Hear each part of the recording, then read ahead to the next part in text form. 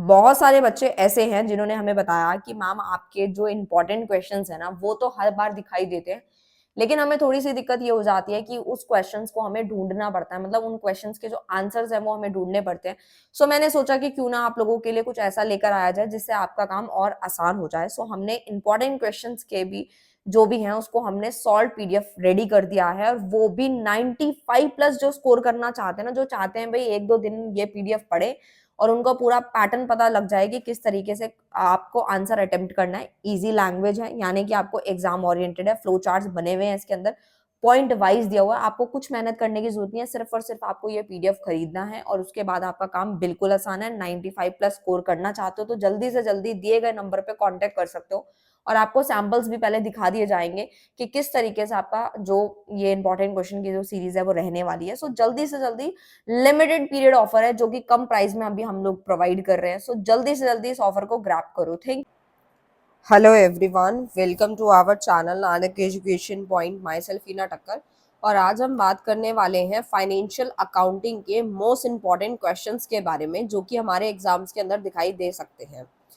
पहली बात तो ये कि मैं ये बताना चाहती हूँ कि अभी आपके एग्जाम्स आने वाले हैं, दिसंबर में आप लोगों के एग्जाम्स होंगे, और प्रिपरेशन अभी से आप लोगों ने स्टार्ट कर दी होगी। अगर नहीं की है तो जल्दी से जल्दी स्टार्ट कर दें। बैचलर इन कॉमर्स यानी कि बीकॉम जी अगर आप लोग कर रहे हैं, और फाइनेंशियल अकाउंटिंग में अगर आप लोगों की बैक आई हुई है और अभी तक क्लियर नहीं हुई है, सो डेफिनेटली ये मोस्ट इम्पॉर्टेंट क्वेश्चंस हैं जो कि 2025 यानी 2025 तक असाइनमेंट के जो क्वेश्चंस हैं ये चलेंगे, और इनमें से कई बार क्वेश्चंस पूछे भी जाते हैं, और इसीलिए असाइनमेंट बनाने को भी दिया जाता है ताकि आप लोग जो क्वेश्चंस जो यहाँ पे दिए गए हैं वो आप अच्छे से पढ़ें। कुछ बच्चे जो हैं इसके आंसर बुक में से ढूंढ के लिखते हैं, तो एक क्वेश्चन का वे समझ में आ जाता है कि इसका एक्चुअल आंसर है क्या और कितने लाइंस का लिखना होता है। सो बेसिकली यूनिवर्सिटी यही चाहती है कि आपको जो क्वेश्चंस प्रोवाइड किए गए हैं उसकी जो मार्किंग के अकॉर्डिंग आपको कितने वर्ड्स में आंसर लिखना होता है, ठीक है।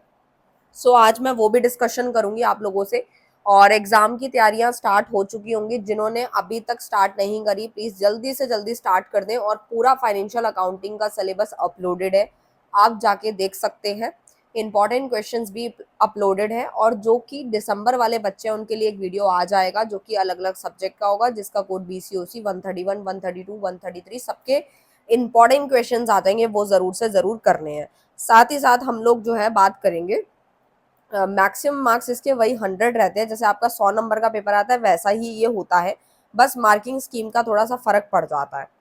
कि फाइनेंशियल अकाउंटिंग में यहाँ पे जैसे बताया गया कि सेक्शन ए है, और यहाँ पे बताया कि note attempt all the questions, की आपको यहाँ अगर 5 क्वेश्चन दिए गए हैं सेक्शन ए के अंदर, तो आपको पांचों के पांचों ही अटेम्प्ट करने हैं। मतलब जब आप असाइनमेंट बनाएंगे, मैं ना ये जो वीडियो बना रही हूँ ना, ये इसमें आपको बहुत कुछ सीखने को मिलेगा। क्या क्या सीखने को मिलेगा, सबसे पहली चीज़ तो ये है कि आपको इंपॉर्टेंट क्वेश्चंस जो हैं वो एक समझ आ जाएंगे कि किस तरीके से क्वेश्चन आते हैं। फिर दूसरा ये समझ में आ जाएगा कि अगर क्वेश्चन 10 नंबर का है तो कितने वर्ड लिखने होते हैं या कितना मैटर लिखना होता है, और अगर 5 नंबर का है तो कितना लिखना होता है। क्योंकि ये जो टाइम मैनेजमेंट है ये तो आप ही को करना होता है।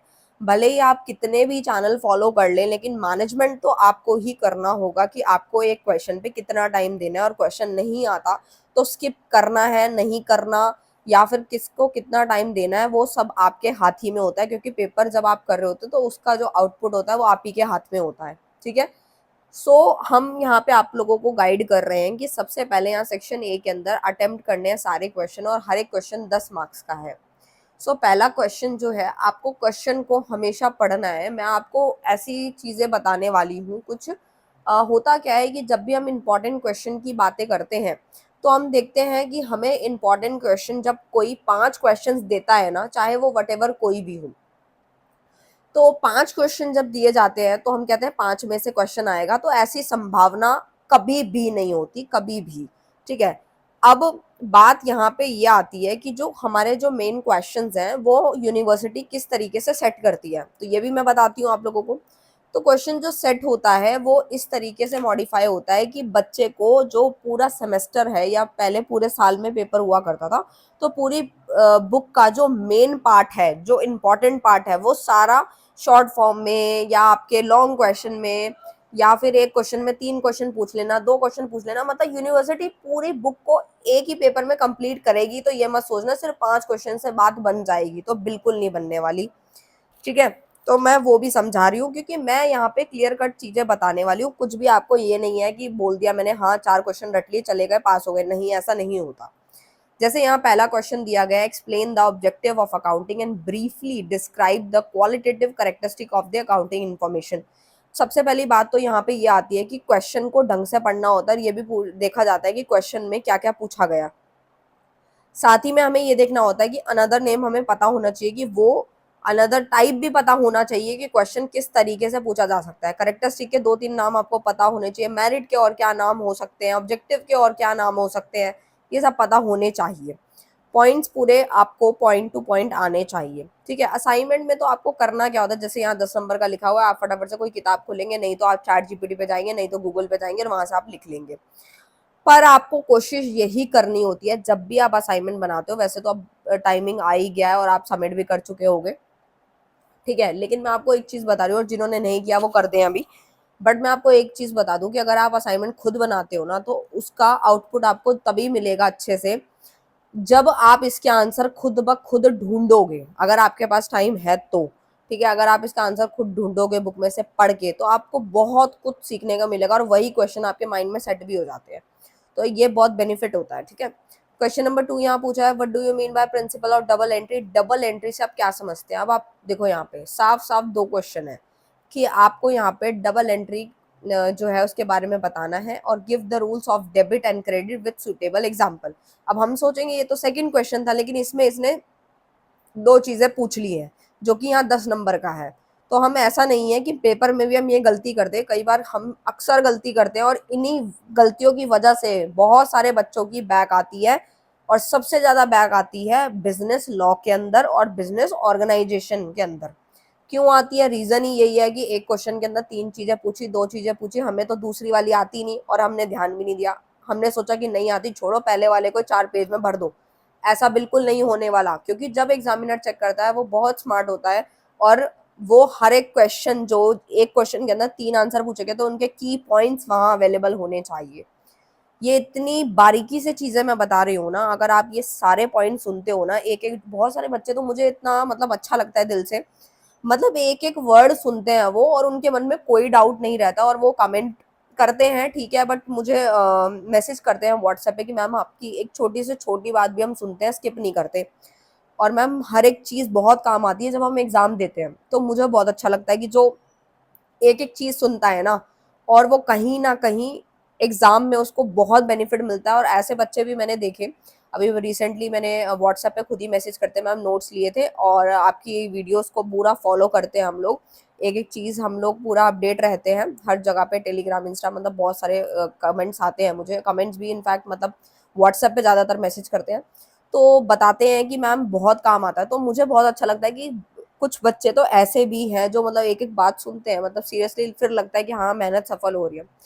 बट मैं ये नहीं कह रही कि आप नहीं, अगर स्किप कर देते हो तो डाउट बन जाता है, और ये छोटी छोटी गलतियां फिर आपके नंबर कटवाती है और बैक आने में मजबूर कर देती है। तो आप वीडियो को पूरा देखें। सेकेंड चीज पूरी हो गई। थर्ड वाले क्वेश्चन के अंदर यहाँ पे व्हाट इज मीन बाय, जैसे कि अभी कुछ टॉपिक्स हैं, जैसे कि आपको ना क्वेश्चन को थोड़ा शॉर्ट करके पढ़ना होता है। जैसे कि यहाँ पे पूछा गया कि IFRS क्या है, फिर डिफरेंस पूछ रहा है AS और इंटरनेशनल, मतलब इंडियन AS का और इंटरनेशनल AS का, तो डिफरेंस आपको रटा हुआ होना चाहिए। फिर ट्रायल बैलेंस क्या है, ठीक है, उसके कॉजेस क्या है, causes for disagreement of trial balance, ये भी 10 नंबर का था। अब पता है, मैं एक चीज बताना चाहती हूँ, बहुत सारे बच्चे अगर आंसर चैट जीपीटी से या गूगल से ढूंढते हो ना, वो तो बस ऐसा लगता है महाभारत सी लगेगी, और आपको लगेगा कि चलो भाई कुछ भी है, जो भी आंसर लिखा फटाफट लिख के काम खत्म करो। काम तो खत्म हो जाएगा, लेकिन फिर दोबारा से इन्हीं क्वेश्चन पे मेहनत करने आना पड़ेगा आप लोगों को अपनी बुक उठा के। तो क्यों ना जब असाइनमेंट के क्वेश्चंस आते हैं तो आप लोग अपनी बुक से जो है आंसर ढूंढो। और जिन बच्चों के पास टाइम नहीं होता, वो आप हमें भी ऑर्डर दे सकते हैं, हैंड रिटन भी मिल जाते हैं आप लोगों को, और उसमें ऐसे ऐसे पॉइंट्स लिखे रहते हैं जो कि आपके एग्जाम में भी आप लिख कर आओगे ना, तो भी आपको डेफिनेटली बहुत अच्छे नंबर मिलेंगे। फिर आता है क्वेश्चन नंबर 5 आता है, describe the method of recording depreciation in the books of account, how is the balance of the provision for depreciation account shown in the balance sheet. ये भी 10 नंबर का था, 2-2 क्वेश्चन पूछे हुए हैं इसके अंदर भी। सेक्शन बी जो है आपका यहाँ पे 6 नंबर का है। अब बहुत सारे बच्चे पता है क्या करते हैं, मतलब एग्जाम में सबसे प्रॉब्लम तो इस बात में आती है कि हम क्या करते हैं, पूरी पूरी बुक तो पढ़ के चले जाते हैं, मतलब पूरी वीडियो देख लेते हैं, वन शॉट देख लिया, हम सोचा हमारा सारा काम आसान हो गया, मतलब हमने पूरी किताब पढ़ ली। मैंने माना कि आपने एक वन शॉट को 10 बार देख लिया, आपने काफी काम तो अपना आसान कर लिया, आपको चीजें समझ में आ गई। बट आप ये सोचो कि अकाउंट्स है या और जो सब्जेक्ट है उनमें आपको सबसे पहले तो ये पता होना चाहिए कि 6 नंबर में लिखना कितना है। अगर हम ये लालच करें कि 6 नंबर में, अब मान लो कई बार बच्चे के साथ ऐसा होता है कि 10 नंबर वाला आंसर आपको इतने अच्छे से नहीं आता और आपने उसको सिर्फ एक पेज पे लिखा, लेकिन 6 नंबर वाले आपको बहुत अच्छे से आता, तो आपने अपना टाइम मतलब 4 पेज उसमें वेस्ट कर दिए। तो आप सोचो कि 6 जो नंबर है, 6 के बदले में आपको क्या 15 मिल सकते हैं, 10 मिल सकते हैं, नहीं मिल सकते। मतलब ये छोटी छोटी चीजें हैं जो आपको समझनी है, ठीक है। तो क्वेश्चन पे पूरा ध्यान देना है कि 6 नंबर का है तो उतना ही लिखें, इससे ज्यादा टाइम वेस्ट ना करें कि मतलब आपने 4-5 पेज भर दिए, 6 पेज भर दिए शीटें दिखाने के लिए, नहीं वो सब काम नहीं करना, ठीक है। तो 6 जो क्वेश्चन था आपका यहाँ पे क्लोजिंग एंट्रीज है, trading and profit and loss account. Question number 7 है provide the accounting treatment of adjustment in the final accounts for the following. जैसे यहाँ 6 नंबर का दे रखा है, इनकम रिसीव इन एडवांस, कोई आपको इनकम रिसीव हो जाती है एडवांस पे, तो उसकी यूनिवर्सिटी की जितनी भी बुक है वो हमसे पढ़ी नहीं जाती, तो क्या करें, नोट्स पढ़ो। नोट्स आपके 2 दिन के अंदर पूरी की पूरी तैयारी करा देंगे with in 2 days. Limited period offer है जो कि आप लोगों के लिए निकाला गया है, बच्चों ने मुझसे डिस्काउंट मांगा था, सो मैंने सोचा क्यों ना आप इसका फायदा उठा सकें। प्राइस जो रहेगा वो रहेगा 89 रुपीज पर सब्जेक्ट का, लेकिन अगर आप 3 सब्जेक्ट्स के परचेज करते हैं तो आपको सिर्फ और सिर्फ मात्र 237 रुपीज में मिल जाएगा। लेकिन अगर 4 सब्जेक्ट्स खरीदते हैं तो मात्र 300 रुपए में 4 सब्जेक्ट की पूरी पूरी कंप्लीट बुक आपको मिल जाएगी, वो भी इंग्लिश मीडियम में। और इसके कुछ फायदे मैं बता देती हूँ, इजी लैंग्वेज है, लाइन टू लाइन है, एग्जाम ओरिएंटेड ही बनाए गए हैं, 100% पासिंग नोट्स है, इसको पढ़ के बच्चों ने 95+ भी स्कोर किया है। सो करना क्या है, दिए गए नंबर पे व्हाट्सएप करें और इसका पीडीएफ का फायदा उठा लीजिए, क्योंकि लिमिटेड पीरियड ऑफर है, इसको पढ़ के आप पास।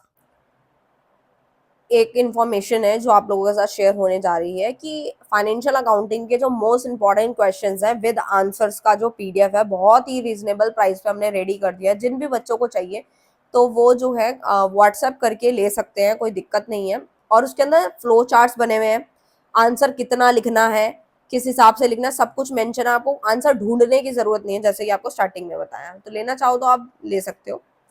क्वेश्चन नंबर 10 जो है वो आपका है ब्रांच से रिलेटेड, ब्रांच अकाउंटिंग से रिलेटेड पूछा गया है।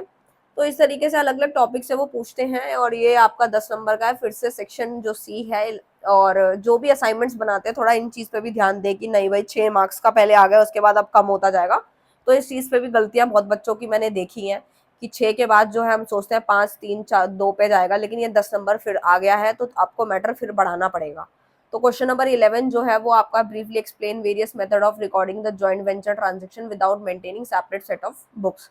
तो जॉइंट वेंचर्स है, मतलब मैंने आपको वही चीज समझाई कि अलग अलग चैप्टर्स को भी कवर किया जाता है, सेम पेपर में भी यही होता है, ठीक है। अब बहुत सारे बच्चे कहते हैं कि मैम आपने इंपॉर्टेंट क्वेश्चन ज्यादा दे दिए, इसमें हम कुछ कर नहीं सकते, हमारी कोई यूनिवर्सिटी से कोई सेटिंग नहीं होती कि हम पेपर लीक कर रहे हैं, ऐसा कोई नहीं है, हमारा खुद का एक्सपीरियंस ही होता है और हम एनालाइज करते हैं, और उसके बावजूद हमसे जितने क्वेश्चन कम हो पाते हैं कम से कम ही हम लोग बनाते हैं, लेकिन ऐसे क्वेश्चंस हम लोग रेडी करते हैं जो पेपर में दिखे भी और साथ में आप अच्छे मार्क्स भी ला पाओ, ये भी हम पॉइंट ऐड करते हैं, ठीक है।